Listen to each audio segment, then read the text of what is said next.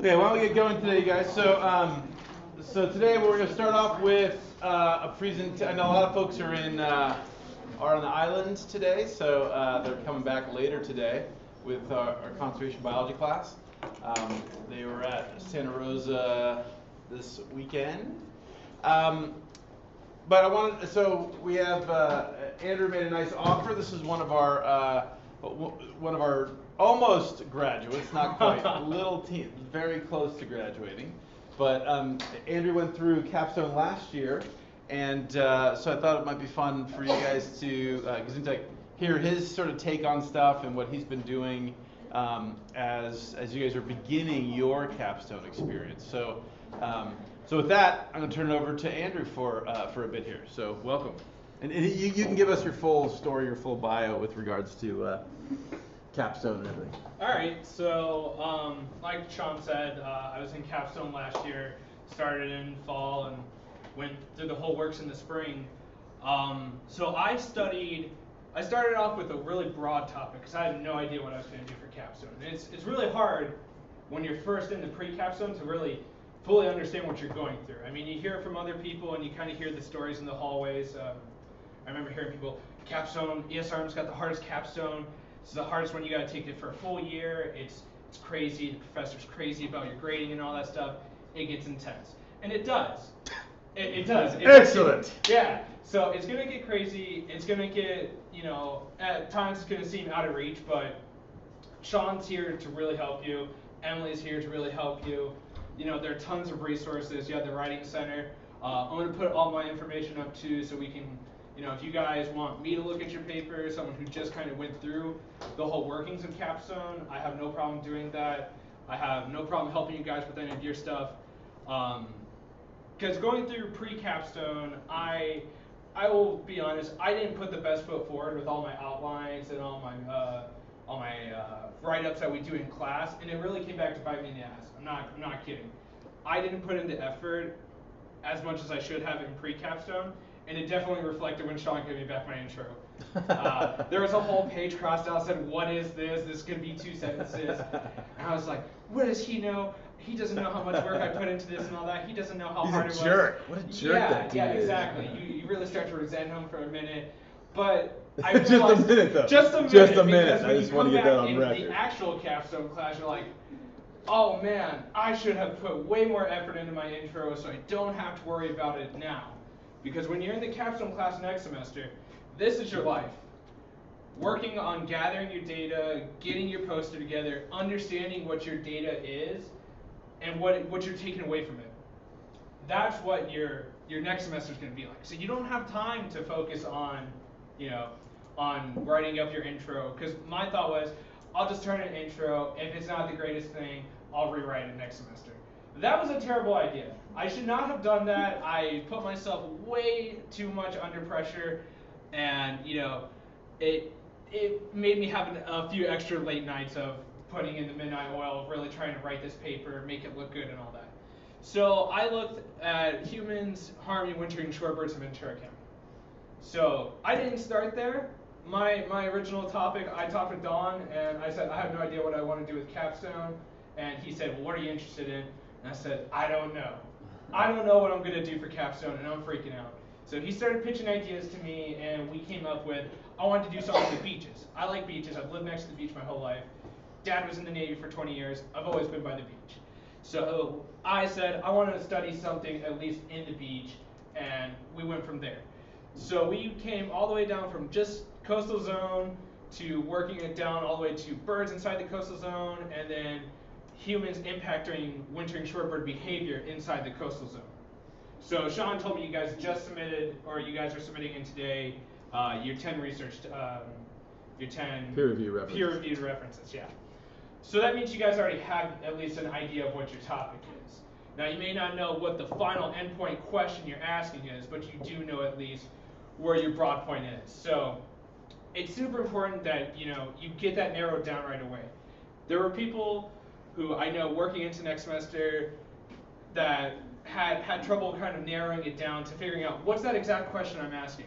So you see on here, I have samples. These are all the birds that these were all the birds that I measured and all that.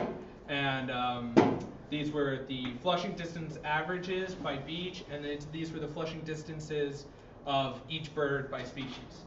So, and I'll go through the whole run of how I got this set up and then, actually interpreting it, because that's what next semester is going to be focused on too. So, from Capstone, I have been able to get a working foot inside the oil industry working as an environmental compliance person.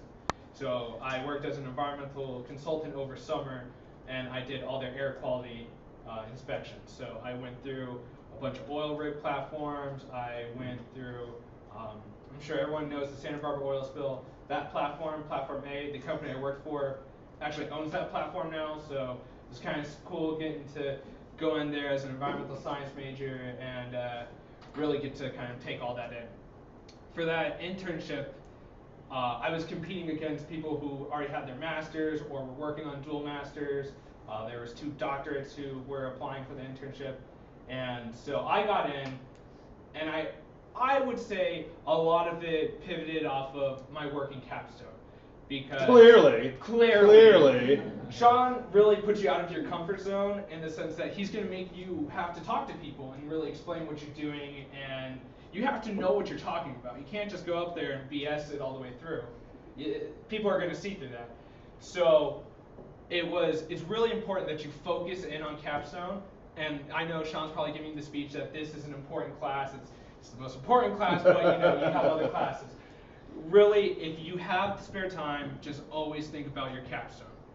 It just takes over your life for this year, and it's going to pay off. Whether it's something that you're super interested in or something you're not sure you're interested in, just the whole process of it, the data gathering, the data interpretation, the write-ups, the explanations, the communications, the visualizations, the whole process of it really does kind of help you going forward. So it's important you take this seriously. You got to show up to these pre-capstone classes. You got to show up to the capstone classes. Bring in serious outlines. Bring in serious just papers in general. Anytime you bring in something in for peer editing, you owe it to yourself and the people that you're working with to bring in the best that you can at that time. Because you're not only looking for their feedback, they're looking for inspiration from you too.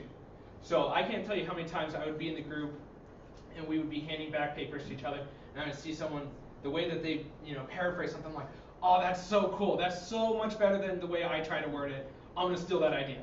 And then I talk to them about how they came about it. And that's totally okay. That's what this is going to be about. You're learning from others while still doing your own experimentations and all that. So it's important pre-capstone to really take these assignments seriously. I know they'll be like, oh, only a 1-page outline. Bring in 2 pages. Bring in 2 different styles of a draft and see which one works better. Because you're all scientists. You all have read journals. You all have read scientific papers. You know what a good paper looks like. It's hard for you to grade yourself, though, because you put in the work and you're like, oh, no, this is good. I put in 2 hours into this. This is good. Trust me. And then, you'll give it to someone else, and they're just like, shred it, and they're just like, you need to fix all this stuff. And you're just like, wow, I didn't even think of that. So this is a support system. Your entire class, you're all suffering together. So it's important to boost each other up in that sense. That's how we felt. We were all like, everyone, pre-capstone, everyone's going through and like, this is easy. I don't know what last semester was complaining about. Pre-capstone is easy. And then we all got into capstone and we're like, what do we do? Everything's on fire. We need help. Oh my God, I don't know how to write my paper. I don't know what I'm doing. The back half of your paper is super easy once you get it down. So you got to figure out. I'm gonna spoil something for Sean right now. Make sure this isn't a pen. So, Ha! Not spoiling anything. Yeah, try this Can out. I have that marker? There you go. So there's 2 website kind of program things that Sean uses. Plotly. Learn it, love it, it becomes your life. It teaches you how to make all these graphs. Graphing program. It's super, super helpful. That's where these 2 graphs came from. That's where everyone in my capstone class, that's how they all did their graphing.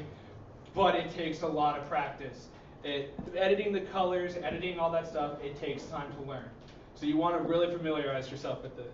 And I'm sure you're going to have the librarian come in and talk They again. already spoke with them. They already spoke with the EndNote. Yeah. EndNote is a lifesaver. I would have just caved in if I didn't have EndNote, because at the last minute I was like, I forgot to put all my references on the back page. I was like, I need to do that real quick. Went home, went to EndNote, just plugged it in real quick, and it was good to go.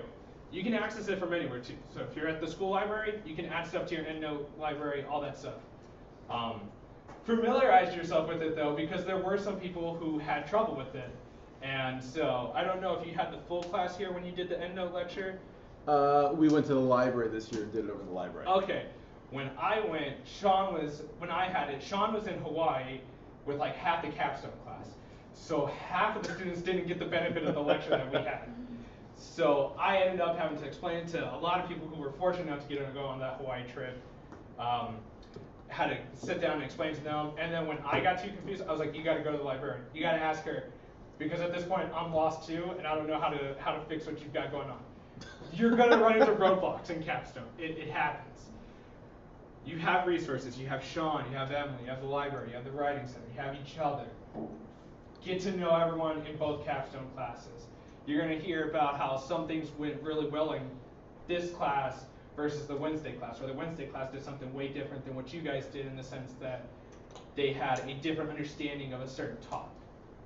And so from there, you guys are all going to be learning from each other. And if you guys have like any questions about, what do I do if I'm running into, this problem, like this poster, I thought was going to be the easiest thing ever.